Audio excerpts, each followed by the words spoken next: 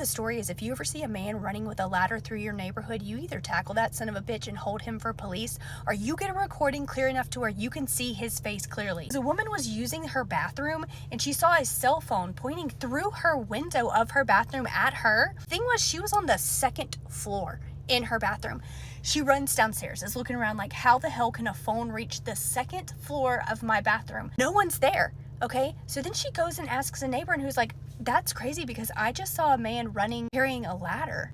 Well, they just caught the guy. His name is Nick Pledger. Thing was, he's been recording all of his neighbors, not just through windows. He's been recording them inside of their own houses. And what makes this even crazier and a lot scarier if you're anyone who lives on planet Earth is that they investigate him and they find pictures and videos he has taken basically everywhere. His home, family members' homes, neighbors' homes. We're talking inside of these places, in public restrooms. We're not just talking grown women. We're talking entire families. We're talking children. We're talking YMCA family dressing rooms. How has this man been getting access to basically everywhere?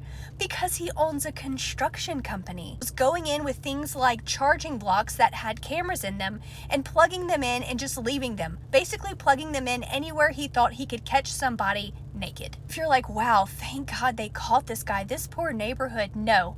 This happened across multiple counties in his state. Want to get even more pissed off? This isn't the first time they've arrested Nick Pledger for doing exactly this. He's had an entire court case brought against him way back in 2016 when he was caught recording ISU students in the locker rooms. In fact, an entire volleyball team went after him because not only was he doing the exact same thing, because they're the ones who found out that he was not only recording, but recording multiple places within the women's locker room and then was distributing the videos online. So what happened? Nick Pledger got a slap on the wrist, and the university refused to acknowledge that it failed its female student body by not stopping someone like Nick Pledger from accessing the female locker rooms. And despite his state knowing his criminal history, knowing he couldn't be trusted around women or children or unsupervised inside of buildings, they granted him a construction license where he could then go inside of buildings and do whatever he wanted, which is exactly what he did. So if you've ever known Nick Pledger, visited the ISU campus, or ever lived in the state of Indiana,